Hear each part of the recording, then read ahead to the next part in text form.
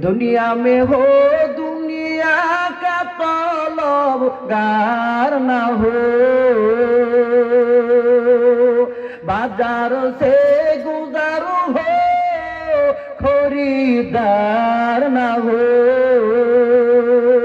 दुनिया में हो दुनिया का तलबगार न हो, बाजार से गुजर हो खरीदार न हो। ये दुनिया के मिसले कागज फूल है, ये दुनिया के मिसले कागज फूल है। जिंदगी में बंदगी तू करना है, जिंदगी पे बंदगी शर्मिंदा है। খারাপ লাগে আপনাদের? আর জোরে বলেন খারাপ লাগে? আল্লাহ পাক রব্বুল আলামিন বলেন, বান্দা তোমরা ঈমান আনো কাদের মতন? বলে সাহাবায়ে কেরাম মতন। আমিনু কামা আমানান নাস, ঈমান আনো তোমরা সাহাবায়ে কেরামদের মতন ঈমান আনো। বলে কেমন ঈমান আনবা? সাহাবায়ে কেরামদের জিন্দেগির দিকে তালাশ করে দেখো, কি পরিমাণ তারা ঈমান আনার জন্য কষ্ট, কি পরিমাণ মুজাহাদা করেছেন, কি পরিমাণ ঈমান আনার জন্য নিজেকে উৎসর্গ করেছেন। এই জন্য এই তাফসীরে গ্রন্থের মধ্যে লেখেন, বলে আমিনু কামা আমানান নাস, বলে ঈমান আনো তোমরা সাহাবায়ে কেরামদের মতো ঈমান আনো। যে ঈমান যেমন বেলাল ছিল, এরা নবীর উম্মতের দল। বলে আমরা সাহাবায়ে কেরামের জিন্দেগির দিকে তাকায় দেখি তারা ঈমানটা আনার জন্য কি পরিমাণ কষ্ট মুজাহাদা করেছিলেন। আবু বকরের জিন্দেগির তালাশ করে দেখো রিহিল মুমিন, ওমরের জিন্দেগির তালাশ করে দেখো, আলী উসমানের জিন্দেগি তালাশ করে দেখো, বেলালের জিন্দেগি তালাশ করে দেখো, খাব্বাবের জিন্দেগি তালাশ করে দেখো। ঈমান আনার জন্য তারা কি পরিমাণ কষ্ট আর মুজাহাদা করেছিলেন। আমরা সহজে ঈমান পেয়ে গেলাম, এই জন্য আমাদের ঈমানের কোনো মূল্য নাই, কোনো দাম দেই না। নামাজ পড়লেও ঈমান তাজা থাকে। আবার কিছু মানুষ আছে নামাজ না পড়লে ঈমান তাজা আছে, এমন লোক বলনেওয়ালা বাংলার জমিন আছে না না? আর ঘুরে বলে আছে না না? আমি যদি বলি ও ভাই নামাজ কেন পড়ো না, নামাজ কি দরকার নাই? বান্দারা বলে বলবান হুজুর নামাজ কেন বলবো? বলে নামাজ না পড়লে সমস্যা নাই। বলে ঈমান ঠিক আছে না? আপনারা বলেন তো, আল্লাহর দেওয়া জবান দ্বারা জিহ্বাটা নাড়াইয়া উচ্চ আওয়াজে একটু বলেন, নামাজ না পড়লে ঈমান ঠিক থাকবে? আর জোরে বলেন, নামাজ না পড়লে ঈমান ঠিক থাকবে? আল্লাহ পাক রব্বুল আলামিন বলেন, আমিনু কামা আমানান নাস, এরি বান্দা ঈমান আনো, ওই সাহাবায়ে কেরামদের মতন ঈমান আনো। তাদের মতন যদি ঈমান আনতে পারো, তাহলে আমার মাওলা পাকের পরিচয় তুমি পাওয়া যাইবা। আশিকারা মিল্লাত মাযহাব জুদাস, আশিকারা মিল্লাত মাযহাব খুদা। আল্লাহ আল্লাহ এচ শেরি নেস্ত নাম, अल्लाह अल्लाह आशिकों का काम है। अल्लाह अल्लाह मुमिनों का काम है। বলছি বান্দার ভিতরে ঈমান থাকবে তাজা, ওই বান্দার সামনে মুমিন বান্দার সামনে কখনো কোনো বেঈমান আমার নবীর বিরুদ্ধে কথা বলতে পারবে না। ওই বেঈমান আমার নবীকে গালি দিতে পারবে না। ওই বান্দার সামনে কখনো দাঁড়াইয়া আল্লাহকে গালি দিতে পারবে না, কখনো বান্দা কখনো আল্লাহকে গালি দিতে পারবে না, কোরআনের বিরুদ্ধে কথা বলতে পারবে না, বলে ইসলামের বিরুদ্ধে কথা বলতে পারবে না, আমার নবীর ইজ্জত নিয়ে কেউ টানাটানি করতে পারবে না। রে মুমিন, আজকে যদি তোমার আমার ঈমানটা যদি বড় তাজা হইতো, তাহলে কোন বেঈমান দাঁড়াইয়া আমার নবীকে বলে যৌবনকে গালি দিতে পারতো না, আমার নবীর ছাগলের দাড়ি নিয়ে গালি দিতে পারতো না কোনো বেঈমান।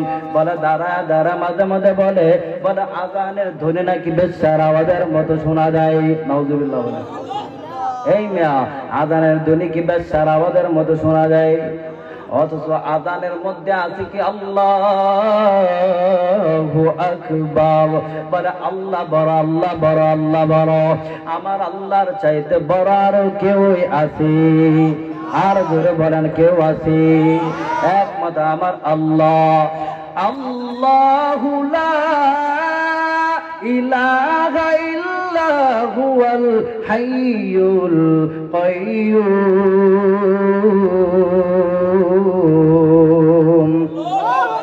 আমার আল্লাহর চাইতে বড় কেউই নাই।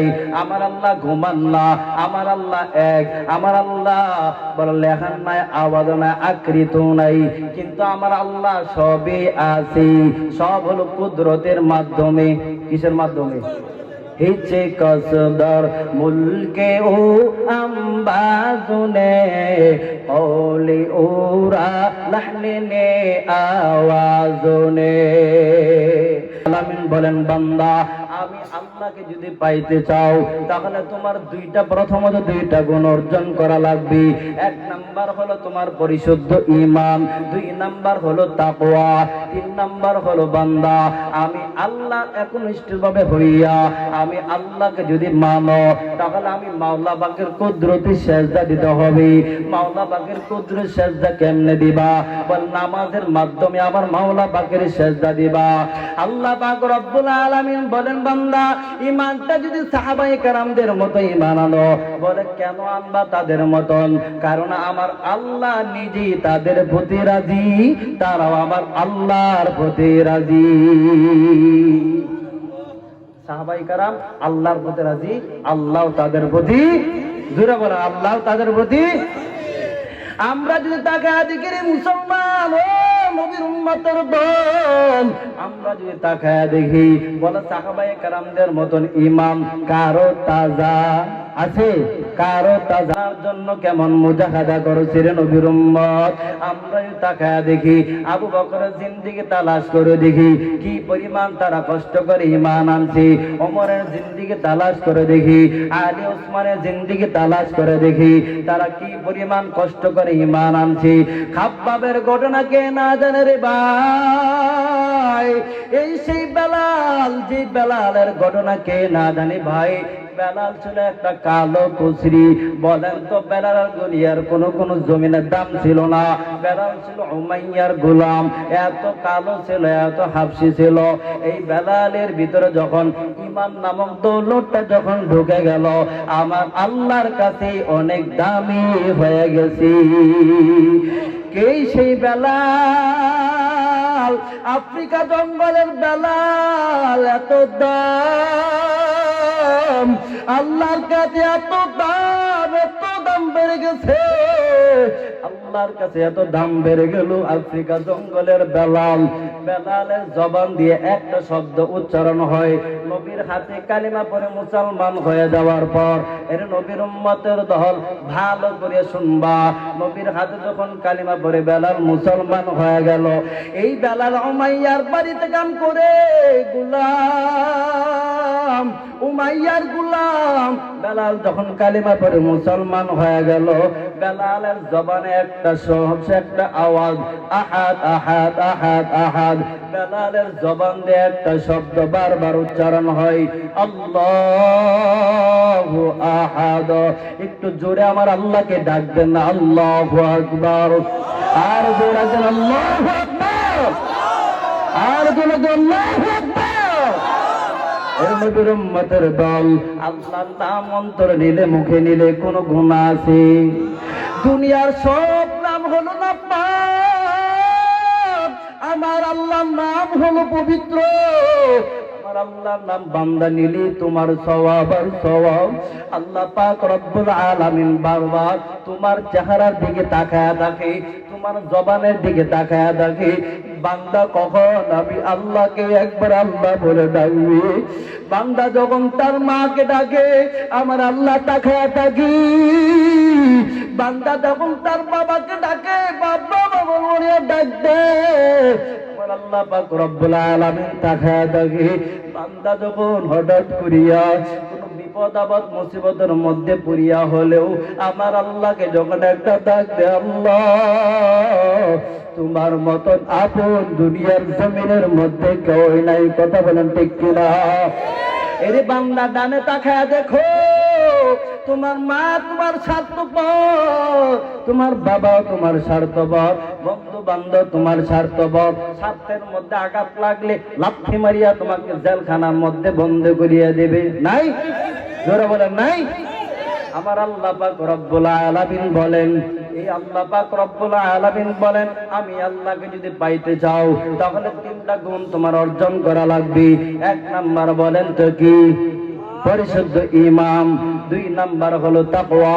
তিন নাম্বার হলো নামাজ কায়েম করতে হবে কিনা। তিনটা বিষয় আলোচনা করব। থাকবেন তো ইনশাআল্লাহ? থাকবেন? আল্লাহ সবাইকে কবুল করুন। আর জোরে বলেন আমিন। আর জোরে বলেন কে সেই বেলাল, যে বেলাল এতটা কালো ছিল, এতটা বিশ্রী ছিল। এই নবীর উম্মতের দল, বেলালের চেহারা এতটা কালো, দুনিয়ার জমিনে মানুষ কালো হয় কিন্তু হাতের তালুটা কখনো কালো হয় না। কিন্তু বেলাল এতটা কালো ছিল, বেলালের ঠোঁট গুলো মোটা মোটা ছিল, বেলালের তালুটা পর্যন্ত কালো ছিল, দেখতে তেমন সুন্দর দেখা যাইত না। এই বেলাল উমাইয়ার বাড়িতে কাজ করে। উমাইয়া এত বড় বেঈমান, উমাইয়া এত বড় বেদিন, এত বড় কাফের। হঠাৎ করে একদিন শুনে বেলালের জবান দিয়া আল্লাহু আহাদ আহাদ আহাদ শব্দ উচ্চারণ হয়। বেঈমান উমাইয়া ডাক দিয়া কই, বেলাল তুমি কার শব্দ উচ্চারণ করো, কার নাম তুমি উচ্চারণ করো? বেলাল ডাক দিয়া কয়, আমি আমার মালিকের নাম জিকির করি। বেলাল ডাক দিয়া কয়, যিনি তোমারে আমার বানাইছি তিনি কেউ নয়, তিনি হলেন আমার আল্লাহ। আল্লাহ তিনি হলেন আমার রব। আমি আমার আল্লাহর মাওলা পাকের জিকির করি। আল্লাহু আহাদ আল্লাহু আহাদ আহাদ আহাদ। বেলালের জবান থেকে আরো জোরে জোরে আওয়াজ বের হয়ে গেল। উমাইয়া ডাক দিয়া কয়, এ বেলাল সাবধান, তুমি আমার সামনে এই কথা উচ্চারণ করতে পারবা না, আহাদ শব্দ উচ্চারণ করতে পারবা না। মনে রাখো মুসলমান, যেমন পানির মধ্যে আঘাত করলে যেমন পানির গতি আরো বেড়ে যায়, আরো প্রবল বেশি হয়ে যায়, ইমানদার ইমানের মধ্যে যখন কোনো বেঈমান আঘাত করে তখন ইমানদারের ইমানের পাওয়ার আরো বেড়ে যায়। ঠিক কিনা? ইমানদার ইমানের পাওয়ার যখন হয়ে যাবে মুসলমান, তখন কোন বেঈমানের সামনে তোমার কথা বলতে ভয় পাইবে না। বরং কোন বেঈমান যদি কথা বলে, এই বেঈমানের শাইস্তা না করা পর্যন্ত তুমি ঘরের দরওয়াজায় যাবা না। ঠিক কিনা? এই জন্য ঈমান টানতে হবে সাহাবায়ে কেরামদের মতো। কাদের মতো? সাহাবায়ে কেরামদের মতো। এই বেলাল দেখতে তেমন সুন্দর ছিল না, কালো বেশি। বেলালের জবানে আহাদ আহাদ আহাদ আহাদ আহাদ আহাদ শব্দ উচ্চারণ বেশি হয়। উমাইয়া বাধা দেওয়ার পরে আরো বেড়ে গেল বারবার বারবার, আর জোরে জোরে জোরে বলে আল্লাহু আহাদ, আমার আল্লাহ এক, আল্লাহ এক, আল্লাহ এক, আল্লাহ এক। যখন বারবার বরাবর বলে উমাইয়া এক পর্যায়ে বেলালের হাতে পায়া বাঁধলেন। বাঁধার পর যখন এক পর্যায়ে যখন মারধর শুরু করে দিল, বলে এই বেলালকে মারতে শুরু করে দাও। বেলাল উপর আক্রমণ করতে শুরু করে দিল। বেলাল এরপরও জবান দিয়া আল্লাহু আহাদ আহাদ শব্দ বন্ধ করে না। বেলাল বড় চার জোরে জোরে আহাদ বলতে শুরু করে দিল। উমাইয়া নামক বেঈমানের মাথা গরম, উমাইয়া নামক বেঈমানের মাথা গরম হয়ে গেছে। আর দেরি করলো না, আর সাথে চামকটা লইয়া বারবার বারবার বেলার উপর আঘাত করে বেলার টপ টপ করিয়া চোখ দিয়া পানি ভরে আর আল্লাহু আহাদ আহাদ আহাদ জিকির করে। চিৎকার দিয়া বলে কার নামে জিকির করে, আর চিৎকার দিয়া বলে কার নামে জিকির করে। আল্লাহর নামে জিকির দরকার আছে না নাই? এমন কোন নবী নাই যে নবী আল্লাহর নামে জিকির করে নাই রে মুমিন। আল্লাহর নামে জিকির দরকার আছে না নাই? জিকির করছে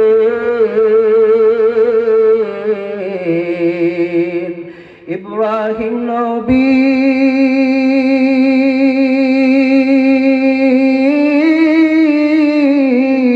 নমরুদের আগুনে পড়ি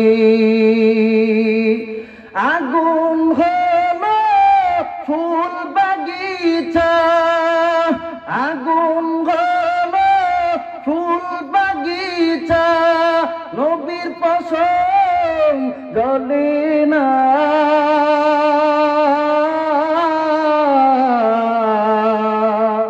হামেশা জিকির করো মুমিন, গাফিল থেকো না। হামেশা জিকির করো মুমিন, গাফিল থেকো না। জিকির করছেন নবী ওয়ালি,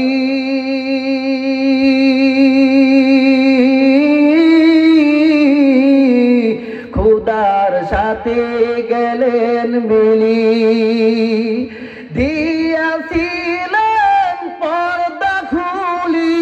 আল্লাহু আকবার বলেন। দিয়াছিলেন পর্দা খুলি মাবুদ রব্বানা।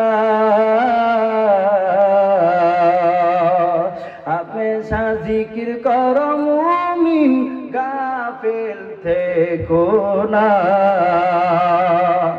জিকির করছেন মুসা নবী,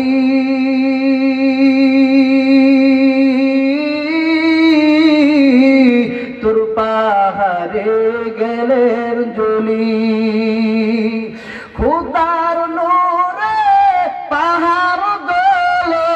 আল্লাহু আকবার বলেন। খুদার নূরে পাহাড় জ্বলে, নবী মুসা